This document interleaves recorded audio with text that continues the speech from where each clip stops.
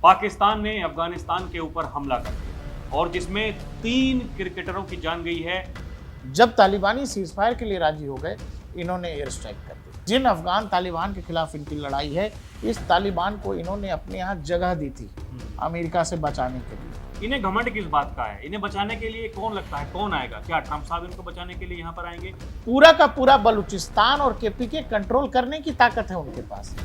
कुछ इलाके तो ऐसे हैं जहां आपकी सेना तक नहीं एंटर करती। पाकिस्तान के जिस सेक्टर में जो ज्यादा ताकतवर है, उसको ये लग रहा है कि ये हम चला रहे हैं, ये इलाका हमारा है। कभी भी पाकिस्तान के खिलाफ ऐसी कार्रवाई हो सकती है कि पाकिस्तान का भूगोल बचेगा, मानचित्र पर रहेगा, नहीं रहेगा। आपकी औकात, आपकी हैसियत नहीं है कि आप किसी देश की फौज का सामना कर सकें। हमारा छोड़िए, आप तालिबानियों का सामना नहीं कर पा रहे हैं। दर्शकों नमस्कार, डीएनपी इंडिया में आपका स्वागत है। मैं हूं आपके साथ राहुल चौधरी और मेरे साथ मेरे सहयोगी प्रकाश मौजूद हैं। दर्शकों, पाकिस्तान को जिस बात के लिए जाना जाता है, एक बार फिर से पाकिस्तान ने वही किया। पहले गिड़गिड़ाया सीज फायर कराने के लिए, सीज फायर हो गया, लेकिन जैसे ही वो समय सीमा खत्म हुई, तुरंत पाकिस्तान ने अफगानिस्तान के ऊपर हमला कर दिया और जिसमें 3 क्रिकेटरों की जान गई है और बताया जा रहा है लगभग 20 लोग हैं जिनकी जान गई है। दर्शकों, बहुत सारे लोग घायल हैं। ये वही पाकिस्तान की जो पुरानी आदत है जिसके लिए उसे जाना जाता है। यही वो कारण है कि आज भीख मंगा पाकिस्तान पूरी दुनिया से मदद की गुहार लगा रहा है, लेकिन सब उसको हीन भावना के साथ में देखते हैं क्योंकि उसकी हरकतें ऐसी हैं। और एक तरफ ये आरोप लगाए जा रहे हैं कि अफगानिस्तान में जो कुछ भी हो रहा है, अफगानिस्तान अगर हमें मार रहा है तो भारत के कहने पर मार रहा है। उनको ये समझ में नहीं आता कि कैसे पिछले कुछ दिनों में भारत के खिलाफ जो पाकिस्तान का रुख रहा, और ठीक वैसा ही जिनको वो अपना भाई बताते थे, उनके खिलाफ जो तालिबानी हैं, अफगानी हैं, उनके खिलाफ भी पाकिस्तान उसी भाषा का इस्तेमाल कर रहा है। वहाँ के जो रक्षा मंत्री हैं और जो बड़े बड़े नेता पाकिस्तान के जो हैं, इसके अलावा वहाँ के जो सेना के अधिकारी हैं प्रकाश भाई, वो वही उनकी जो बकवास हमने सुनी है ऑपरेशन सिंदूर से पहले, उसके दौरान, उसके बाद झूठे वादे, और ये एक बार फिर से सीज फायर करने के बाद में ये धोखा देना और हमला करना। और अब बताया जा रहा है कि माहौल एकदम गर्म है, आने वाले दिनों में बहुत कुछ हो सकता है। एक तरफ ट्रंप साहब अपना दावा अलग कर रहे हैं, कैसे आप देख रहे हैं? राहुल जी, सबसे पहले किसी हर देश का ना नेचर होता है, जैसे डीएनए होता है, कह लीजिए, जैसे किस आदमी का होता है, हर व्यक्ति का इंडिविजुअल होता है कि आपका व्यवहार कैसा है, आप किसी बात पर कैसे रिएक्ट करते हैं, आप ईमानदार हैं, बेईमान हैं, जो भी हैं। वैसे ही देशों का भी डीएनए होता है, देशों का भी चरित्र होता है। जैसे भारत का चरित्र दुनिया में देखेंगे तो बहुत सात्विक है। हमारा इतिहास ऐसा है कि हमने कभी किसी को परेशान नहीं किया, हमने कभी किसी के यहाँ लूटपाट नहीं की, हम लुटेरे लोग नहीं हैं। हम धर्म संस्कृति को मानने जानने वाले लोग हैं, ईश्वर में आस्था रखने वाले लोग हैं, अतिथि देवो भव की भावना के साथ चलने वाले लोग हैं, और पूरी दुनिया को एक संसार मानने वाले लोग हैं, और पूरी दुनिया के लिए कामना करने वाले लोग हैं कि हे भगवान, सबको अच्छे से रखो, सबको सद्बुद्धि दो। वो कहते हैं ना, हमारे यहाँ जैसे यज्ञों में कहा जाता है कि प्राणियों में सद्भावना हो, विश्व का कल्याण हो, तो हम विश्व कल्याण की बात करते हैं। दूसरी तरफ जो लोग हैं जिनकी आप बात कर रहे हैं, वो क्या करते हैं? ये दुनिया के सबसे जाहिल लोग हैं, और इस धरती पर क्या गलती से आ गए हैं, किस वजह से आ गए हैं। मुझे तो ये लगता है कि जैसे पुराने रामायण महाभारत में दिखाया करते थे कि असुरी शक्तियां, जैसे वो उस तरह से भी बदतर स्थिति है, असुरों से भी बुरी। आप ये बताओ कि आप दो देश हैं, दो देश लड़ रहे हैं, लड़ने के भी नियम कानून हैं, कायदे हैं, दो फौज कैसे कंडक्ट करेगी, उस फौज का भी कंडक्ट है। इन्होंने पहले सीज फायर मांगा क्योंकि तालिबानी इनको मार रहे थे। बोला माई बाप 48 घंटे का सीज फायर, यानी 2 दिन का सीज फायर। जब तालिबानी सीज फायर के लिए राजी हो गए, इन्होंने एयर स्ट्राइक कर दी। और स्ट्राइक में मारा किसको है?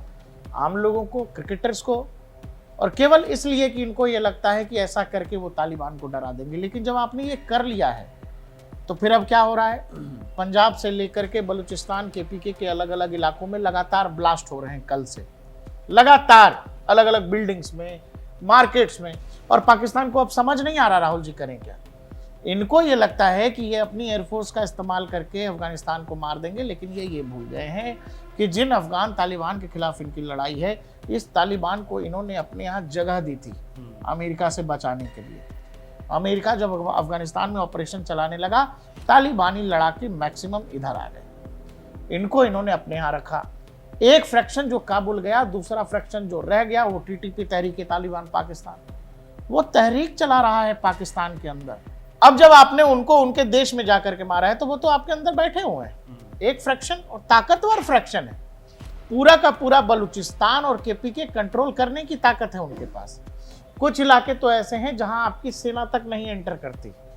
कुछ इलाके ऐसे हैं केपीके में मैक्सिमम जो पोस्ट हैं जो सट रही है डूरन लाइन से, उन इलाकों के पोस्ट छोड़ करके पाकिस्तानी रेंजर्स भाग गए। और आपको जब ये लगा, क्योंकि अब दुनिया ने देखा कि कैसे आपकी पतलून काबुल की सड़कों पर लहराई जा रही है, तो आपने फिर वही रास्ता चुना जो आप हर बार चुनते हैं, कायरो वाला रास्ता, जिसमें आप निर्दोष लोगों को निशाना बनाते हैं।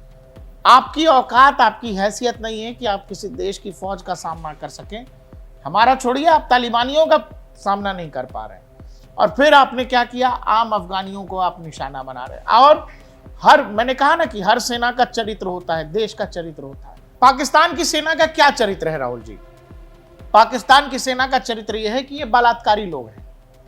20-25 लाख से ज्यादा बंगाली औरतों, हिंदुओं का इन्होंने बांग्लादेश में बलात्कार किया। ये लुटेरे लोग हैं। ये वो लोग हैं कि करगिल के युद्ध में जब इनके लोग मर गए, जिनको इन्होंने कबाइलाई वेश में भेजा था, और वो सारे के सारे आर्मी मैन थे जिनको इंडियन आर्मी ने जब निपटा दिया, इन्होंने अपने लोगों का शव लेने से मना कर दिया। और फिर हमने उनके रिचुअल्स के हिसाब से, जो इस्लामिक प्रथा होती है उसको मानते हुए, हमने उनके हिसाब से हमारे यहाँ उन शवों को दफन किया। ये कौन लोग हैं जो करते हैं कि भाई मरे हुए लोगों के साथ जिस तरह के नृशंस कारनामे करते हैं। सौरभ कालिया, कैप्टन सौरभ कालिया, आपको याद होगा, हमारे यहाँ से कई जो बीएसएफ के लोगों को पकड़ के इन लोगों ने जिस तरह से शव को पूरा छत विछत करके कि आप देख नहीं सकते। तो इनह्यूमन तो हैं ये, लेकिन होता है ना, लोग कई बार उम्मीद कर जाते हैं कि समय बीत रहा है तो शायद कुछ सीख रहे होंगे, लेकिन ये आज भी उतने ही जाहिल है।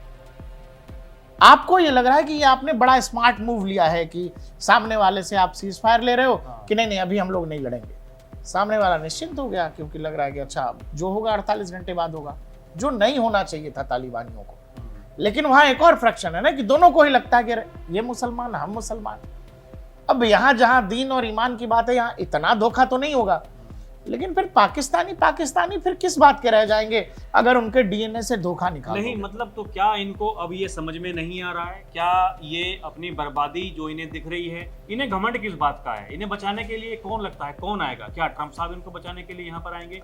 अमेरिका को ये कहा जाता है कि भाई वो किसी का नहीं है, पाकिस्तान का इस्तेमाल अभी तक कर रहा है। वही ट्रंप साहब हैं जो पिछले अपने शासनकाल में जब वो आए थे, वो ये कह रहे थे कि सबसे जो आतंकवादी संगठन पालता है वो तो पाकिस्तान है, और पाकिस्तान के बारे में क्या कुछ उन्होंने नहीं कहा। लेकिन अभी बार बार अमेरिका में जाना, वहाँ उनकी रोटी खा करके आना, और वो खनिज पदार्थ वहाँ लेकर के जाना, बाकायदा वो पॉलिश करके कि देखिए भाई साहब ये इनका इस्तेमाल आप कर सकते हैं।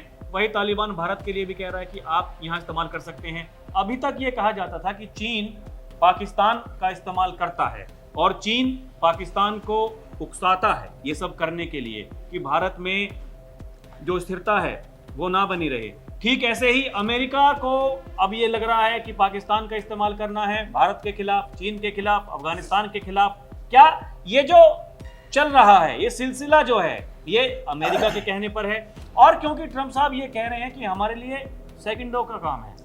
अब पाकिस्तान की हालत देखो, जैसे हमारे यहाँ महागठबंधन है, इसका असल नेता कौन है, कौन इसको कंडक्ट कर रहा है, कौन इसको चला रहा है?